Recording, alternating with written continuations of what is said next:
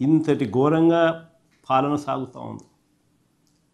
అదే ఒకసారి గతంలో మా ప్రభుత్వ హయాంలో ఒకసారి పాలనను గుర్తు తెచ్చుకుంటే ఇలాంటి పరిస్థితులు, ఇలాంటి సందర్భాలలో వైఎస్ఆర్సీపీ ప్రభుత్వ హయాంలో గతంలో అప్పట్లో అరటి, చీనీ రైతుల కోసం ఏకంగా ప్రత్యేక రైళ్లు నడిపాం.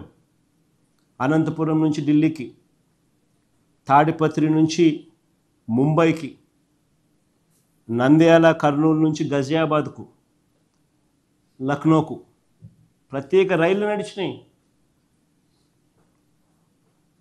దీనివల్ల రైతులకు దళారీ బెడద తప్పింది.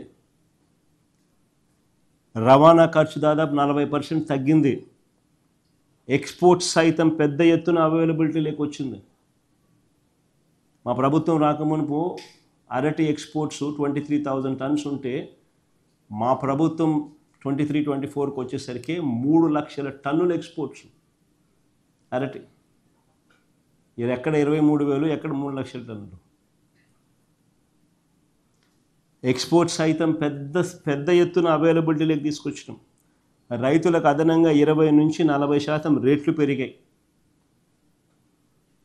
మరి ఈ ప్రభుత్వం ఏం చేస్తూ ఉందని అడుగుతాను. చంద్రబాబు నాయుడు అనే వ్యక్తి ఏం చేస్తూ ఉన్నాడని అడుగుతా ఉన్నా. నిద్రపోతున్నాడా?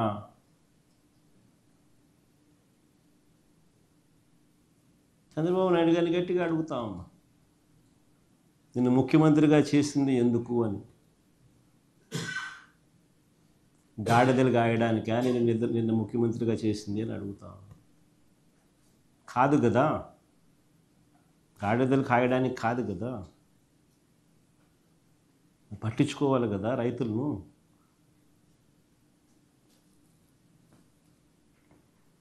చివరిగా చంద్రబాబు నాయుడు గారి ప్రభుత్వాన్ని చూస్తే బాధ ఎక్కడ అనిపిస్తుందంటే 600 టన్నుల కోల్డ్ స్టోరేజ్ మా హయాంలో ప్రారంభోత్సవం చేసినాం. ఆ కోల్డ్ స్టోరేజ్ ఆపరేషన్లో లేదు, కరెంటు బిల్లులు ఖర్చు అవుతాయని. That is the flight of farmers. ఈరోజు ఆంధ్ర రాష్ట్రంలో రైతుల పరిస్థితి అంత దయనీయంగా ఉంది.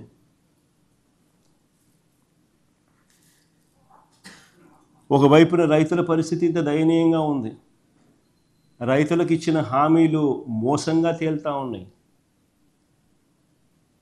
ఇంతకుముందు లాస్ట్ ప్రెస్ కాన్ఫరెన్స్లో, ప్రెస్ మీట్లో నేను చంద్రబాబు నాయుడు రైతుల కోసం అన్న మాటలు ప్లే చేసి చూపించిన, ప్లే చేసి చూపించిన మీ అందరి సమక్షంలోనే జరిగింది. పిఎం కిసాన్ కాక అన్నదాత సుఖీ బాబా 20,000 ఇస్తానన్న మాటలు ప్లే చేసి చూపించిన ఇక్కడ ఇదే టీవీలోనే. మళ్ళా ప్లే చేస్తే రిపీట్ అవుతుంది కాబట్టి ఐఎమ్ స్పేరింగ్ దట్ గెస్చర్. రైతులకు ఇచ్చిన ప్రతి మాట మోసంగానే తయారైపోయింది. రైతుల బ్రతుకులు అగమ్యగోచరంగా తయారయ్యాయి. రైతులకు హక్కుగా ఉండాల్సిన ఇన్సూరెన్స్, ఉచిత పంటల బీమా పథకాన్ని రద్దు చేసినారు. ఇన్పుట్ సబ్సిడీ సమయానికే సీజన్ ముగిసేలోగా ఇచ్చే ఇన్పుట్ సబ్సిడీ దొరకకుండా పోయింది. ఆర్బీకేలు నిర్వీర్యం అయిపోయినాయి. ఈ క్రాప్ వ్యవస్థ తెరమరుగైపోయింది.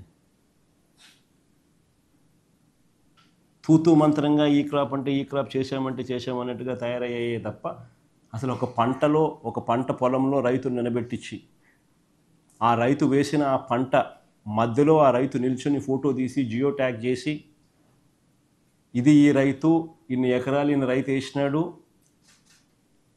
ఈ ఎకరాల్లో ఈ పంట ఈయన వేశాడు అనే దాన్ని ఆర్బీకేకు అనుసంధానం చేసి దట్ ఈస్ కాల్డ్ ఈ క్రాప్. ఆ తర్వాత ఆ ఆర్బీకే పరిధిలో ఆ రైతుకు ఎక్కడ నష్టం జరిగినా కూడా, గిట్టుబాటు ధర రాని పరిస్థితి ఎక్కడ ఉన్నా కూడా ఆర్బీకేలో ఒక పోస్టర్ ఉండేది, ప్రతి పంటకు ఇది గిట్టుబాటు ధరలని, ఈ పంటకి ఇది గిట్టుబాటు. ఎక్కడైనా అటువంటి గిట్టుబాటు ధర రాని పరిస్థితి ఎక్కడైనా ఉంటే వెంటనే ఆర్బీకే యాక్టివేట్ అయ్యేది. ఆ ఆర్బీకే పరిధిలో వెంటనే డిస్ట్రెస్ కాల్ జాయింట్ కలెక్టర్కి వెళ్ళేది. Joint collector was also assigned as joint managing director Markfed. వెంటనే జాయింట్ కలెక్టర్ ఇంటర్వ్యూని అయ్యేవాడు ఆ ఆర్బీకే పరిధిలో, ఆ పంటను కొనుగోలు చేసేవాడు, మార్కెట్లో కాంపిటీషన్ క్రియేట్ చేసేవాడు. దాదాపుగా 7,457 కోట్లు ఖర్చు చేసినాం మేము మార్కెట్ ఇంటర్వెన్షన్ ఫండ్.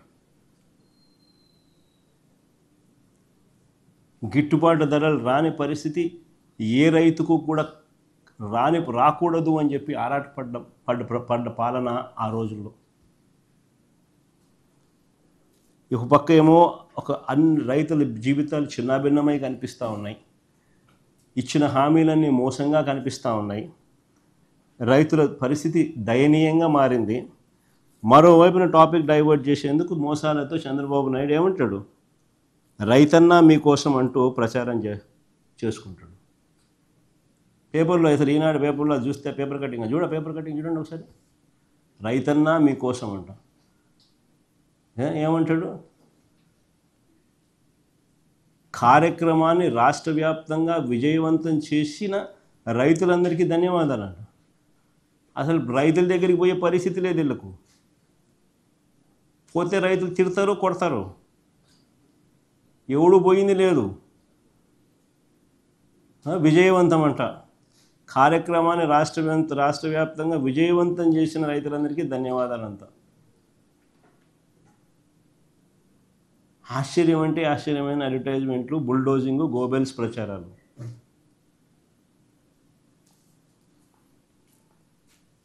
అసలు చంద్రబాబు నాయుడు అనే వ్యక్తి రైతుల కోసం కనీసం ఏనాడన్నా నిలబడ్డాడా అని అడుగుతాను.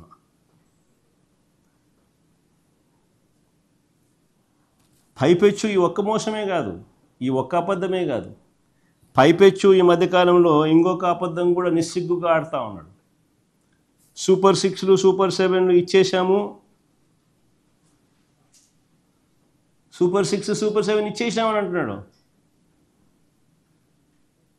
అది అడ్వర్టైజ్మెంట్ ఫస్ట్ వేయండి, సూపర్ 6 సూపర్ 7 అడ్వర్టైజ్మెంట్ కాదు. సూపర్ 6 సూపర్ 7 అడ్వర్టైజ్మెంట్లు అది కూడా ఇచ్చేసేమని, సూపర్ 6 సూపర్ 7 అడ్వర్టైజ్మెంట్లు కూడా ఇచ్చేసినామని చెప్పి రాస్తున్నాడు. ఆశ్చర్యం కలిగించే విషయం ఏంటంటే, అసలు సూపర్ 6 సూపర్ 7లు ఈయన ఇచ్చినటివి ఏం చేశాడని అడుగుతా ఉన్నా.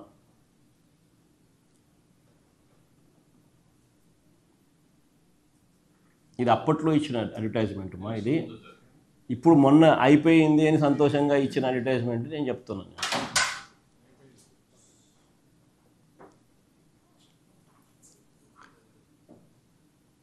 ఆశ్చర్యం కలిగించే విషయం ఇది సూపర్ 6 అడ్వర్టైజ్, ఇది సూపర్ 6 సూపర్ 7 ఆయన చెప్పినవి.